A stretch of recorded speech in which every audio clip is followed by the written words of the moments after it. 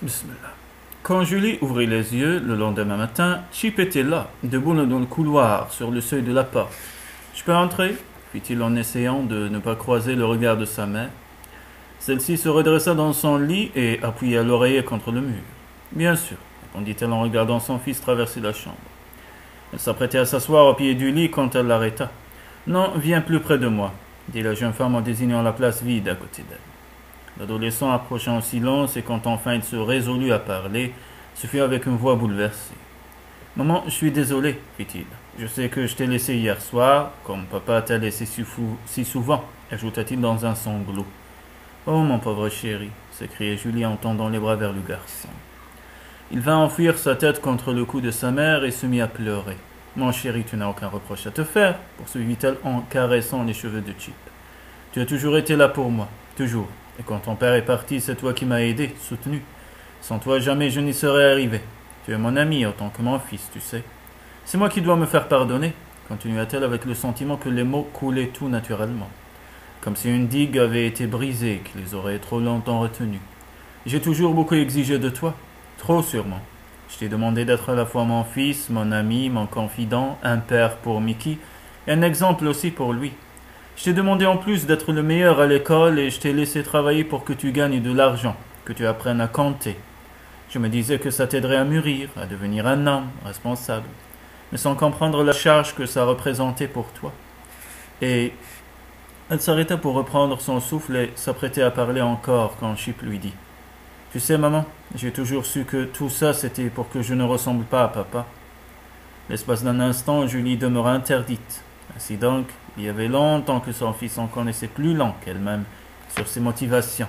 « C'est vrai, confessa-t-elle, et j'ai eu tort. L'important c'est que tu sois toi-même, avec ta propre personnalité, sans chercher à ressembler ou à ne pas ressembler à qui que ce soit. Et je veux que tu saches que je suis très fier du jeune homme que tu es devenu. Maintenant il est temps que tu vives comme un garçon de ton âge. Je ne veux pas que tu gâches ta jeunesse. Laisse tomber ton travail au supermarché. Sors avec tes amis, et pour Gilles, je suis sûr que les choses s'arrangeront. »« Jacques t'a raconté ?» demanda Chip, confus, en regardant ses mains, comme s'il ne savait plus où oser poser les yeux. « Oui, il m'a raconté que tu avais cassé avec Gilles. Et quoi d'autre ? C'est tout. Pourquoi ? » ?»« Oh, pour rien, juste comme ça, pour savoir, » répondit l'adolescent en souriant. Jacques ne l'avait donc pas trahi. Désormais, il y avait entre eux un secret. « Finalement, il est plutôt sympa, ton détective, » reprit Chip. « Si on aime les hippies sur le retour, bien sûr, » ajouta-t-il en riant. Julie rougit comme une collégienne. « Je crois que j'aime les hippies sur le retour, et surtout celui-là, avoua-t-elle. 2 heures plus tard, la jeune femme pénétra dans l'agence où elle trouva Jeter en grande conversation avec quelqu'un qu'elle n'avait jamais vu. Elle salua les 2 hommes d'un signe de tête discret et alla s'asseoir près du bureau de Jack. « Ton coéquipier ne viendra pas aujourd'hui, » lui dit son oncle en aparté. « Il a décidé de prendre quelques jours de congé. Peut-être devrais-tu en faire autant. » La jeune femme essaya de masquer par un sourire la déception qui se peignait sur son visage, tout en sachant qu'on ne pouvait rien cacher à un oncle qui avait passé 30 ans de sa vie à percer les secrets des gens. « Je te présente mon vieil ami, le sergent Flannery, » reprit Jeter. « Maintenant il est en retraite, mais à l'époque il était le supérieur de Jack dans la police. Jack va être désolé de t'avoir manqué, » ajouta-t-il en se tournant vers l'homme. « J'en doute, » répliqua froidement celui-ci. « Il n'est jamais là quand je viens le voir et ne me prend jamais au téléphone. »« Vous connaissez Jack au moment de l'affaire ?» demanda timidement Julie en serrant la main que l'homme lui tendait. Bien qu'un peu étonné que la jeune femme lui posât d'entrée de jeu une telle question, il y répondit de bonne grâce. « Oui, Jack était sous mes ordres à l'époque. C'est la plus grosse affaire de trafic de cocaïne qu'Atlanta ait jamais connue. Sergent Flannery, j'aimerais beaucoup que vous me parliez de ce temps-là. Que diriez-vous d'un café ?» Jeter ne sia pas devant la démarche incongrue de sa nièce. Il comprit qu'elle voulait en savoir plus sur Jack. En revanche, le sergent parut très étonné d'être invité si spontanément par une jeune femme qu'il ne connaissait pas. Mais il s'en amusa et accepta son offre. « Mon oncle, nous serons de retour dans une petite heure, » dit Julie en saisissant gaiement le bras de Flannery. « À tout de suite. » Une fois au café, le sergent ne tarit pas d'anecdotes sur le métier de policier. « Vous savez, dit-il au bout d'un moment, à l'époque ce n'était tout de même pas ce que c'est devenu maintenant. Il n'y avait pas la violence que nous connaissons aujourd'hui. Il faut être un sacré bon flic de nos jours pour supporter ça. Et Jacques était un bon flic? Demanda Julie. L'homme fronça les sourcils. C'est lui qui vous intéresse, n'est-ce pas? Un vieux renard comme moi, on ne la fait pas. Vous êtes amoureuse de lui, c'est ça? Oui, répondit la jeune femme, mais il ne le sait pas. Voilà qui me surprendait. Jacques sait toujours tout, et puisque vous tenez à le savoir, oui, Jacques était un bon flic, un excellent flic. Il avait une rigueur et un sens du devoir exceptionnel. Alors que s'est-il passé? Que s'est-il passé avec ces hommes? Le visage de Flannery s'assombrit. Jacques ne voulait pas aller sur cette affaire, je dois le dire. Il prétendait que c'était un trop gros morceau, que ces hommes n'étaient pas suffisamment entraînés. Il disait que ça allait être un massacre. Mais vous savez ce que c'est. Les élections approchaient et il fallait que la police de la ville ait mené une action d'éclat avant le scrutin. La lutte contre la drogue, ça rapporte des choix, des voix, ajouta l'homme pensif. Jacques a été obligé d'accepter la mission. Le carnage a eu lieu et il a pris 2 balles dans la jambe en tentant de sauver ses hommes. Ça n'a pas marché, vous savez. Julie, reprit-il après un long silence, j'aime beaucoup Jack, même s'il refuse de me revoir. Je serais heureux de penser qu'une femme comme vous est à ses côtés. La jeune femme sourit, sans pouvoir pourtant retenir les larmes qui lui montaient aux yeux. Merci, sergent. Du fond du cœur, merci, fit-elle en serrant la main de l'homme. Une fois de retour à l'agence, elle libéra Jeter et resta là toute seule, à répondre au téléphone et à taper des lettres. Elle avait besoin de s'occuper, de travailler, espérant qu'un surcroît d'activité allait l'aider à se distraire de ses pensées. À 5 heures, elle sortit, ferma à clé la porte du bureau et se rendit directement chez Jack. Elle n'était pas là. Elle resta donc en bas dans la voiture à attendre son retour, et il ne rentra pas. Cette nuit-là, Julie finit par s'écrouler sur son lit après avoir composé des dizaines de fois le numéro de téléphone du détective. Sans succès. Elle dormit d'un sommeil agité et le lendemain matin, quand elle entra titubante de fatigue dans la cuisine, elle se sentait épuisée et d'une humeur massacrante. « Ça ira mieux après une bonne tasse de café, maman, » lui dit Chip. « Fiche-moi la paix, » répondit-elle. « Cette humeur charmante serait-elle due au hippie sur le retour ?» demanda le garçon facétieux. « Cesse de l'appeler comme ça, » riposta immédiatement la jeune femme. « D'autant qu'un de ces jours, il pourrait bien devenir ton nouveau père. »« Quoi ?» s'écria l'adolescent éberlué.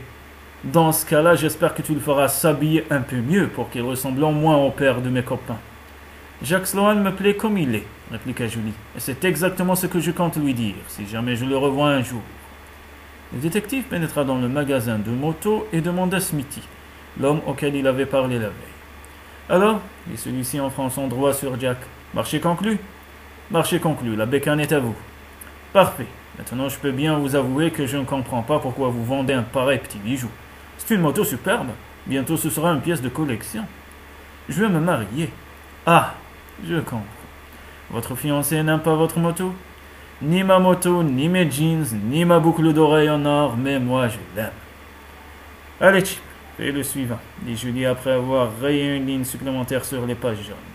L'adolescent poussa un profond soupir. « Maman, ça fait plus d'1 heure qu'on appelle tous les magasins de motos d'Atlanta, on n'y arrivera jamais. » « De toute façon, dans cette ville, il y a moins de magasins de motos que des vendeurs de beignets, » répondit énigmatiquement la jeune femme. Chip dévisagea sa mère comme s'il la voyait pour la première fois, avec dans les yeux une très forte interrogation sur l'état mental de celle-ci, et il décida de ne pas la brusquer. « C'est juste dommage que Jeter ne se soit pas souvenu du nom du magasin, » fit-il résigné. « Est-ce que je peux tout de même te demander en quoi le fait que Jack vende sa moto te concerne si particulièrement? » « Compose les numéros, » se contenta de répondre Julie en lui désignant d'un doigt tremblant la ligne qu'elle venait de cocher. Le garçon obtempéra et recommença son laï dès qu'il eut quelqu'un au bout du fil. « Bonjour, monsieur. Excusez-moi de vous déranger. Je sais que je vais vous poser une question idiote, mais est-ce qu'un certain Jack Sloan ne vous aurait pas contacté pour vendre sa moto ?» Chip plaqua une main sur l'écouteur. « Tu te rends compte ce que tu es en train de me faire faire ?» demanda-t-il à sa mère. « Tu te rends compte qu'on n'a aucune chance de retrouver Jack en... »« Pardon ?» fit-il en ôtant sa main. « Jack Sloan est chez vous, en ce moment même ?» L'appel fut transféré dans le bureau où le détective s'apprêtait à régler les formalités nécessaires à la vente. Smithy lui dit qu'un dénommé Roger désirait lui parler. « Je n'ai envie de parler à personne. Et je ne connais aucun Roger. C'est une erreur, fit-il, bougant. Il dit qu'il ne faut pas que vous vendiez la moto, reprit l'homme, le combiné collé contre l'oreille. Ah, attendez. C'est une femme. Je crois que c'est votre fiancée, ajouta-t-il en souriant. Elle me demande de vous dire qu'elle vous aime, qu'il ne faut pas vendre la moto et que jamais elle ne vous fera porter des pantalons de flanelle. J'y comprends rien, conclut Smithy en levant les yeux vers Jack. Mais le détective avait déjà disparu. Eh bien. Il arriva chez Julie une demi-heure plus tard. La jeune femme était en train de faire les 100 pas dans le salon. Il allait venir, elle le savait, elle l'attendait et afin de pouvoir être un peu seule avec lui, elle avait expédié Chip et Mickey au cinéma. Quand la sonnette de la porte d'entrée retentit, elle crut qu'elle allait défaillir. « Bonjour, Sherlock », fit l'homme quand elle vint lui ouvrir. Le visage de Jack ne trahissait aucune émotion. « Entre, » dit simplement Julie. « Tu as bonne mine » ajouta-t-elle quand il fut dans le vestibule. « Toi aussi » répondit Jack embarrassé.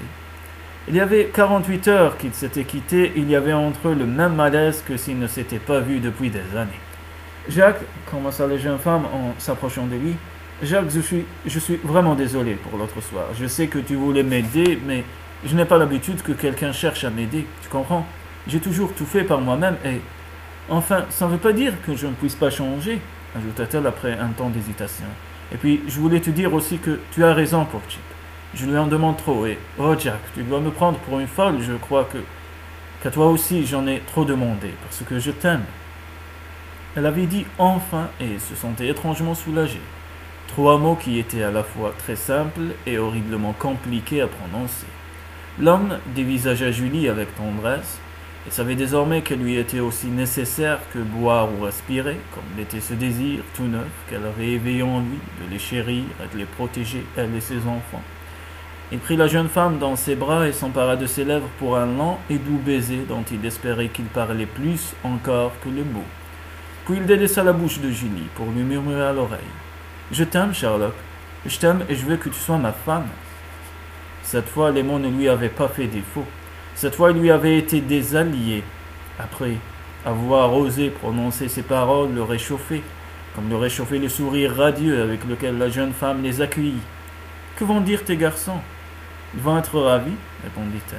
« Tu sais, je serai là pour eux et pour leur petit frère ou leur petite sœur, » ajouta-t-il timidement. Charles. « Jacques, je suis certaine que tu feras un excellent père, dit Julie, bouleversée. Ne change pas trop vite, tu sais, je t'aime tel que tu es. Et puis pour l'enfant, nous avons tout le temps d'y penser. Pourquoi ne pas faire ça lentement, en douceur ?»« Lentement et en douceur, vraiment ?» répliqua l'homme avec une lueur malicieuse dans le regard. « Où sont Chip? Au cinéma. Et il rentre dans 2 heures environ. » Jacques se pencha vers la jeune femme pour la prendre dans ses bras sans se préoccuper de ses feintes protestations. Il monta l'escalier qui menait à la chambre à coucher. « Je vais te montrer comment faire un enfant, lentement et en douceur, » fit-il en déposant Julie sur le lit. Un courant d'air referma la porte sur leurs histoires qui commençaient. « Oh bien, mashallah. »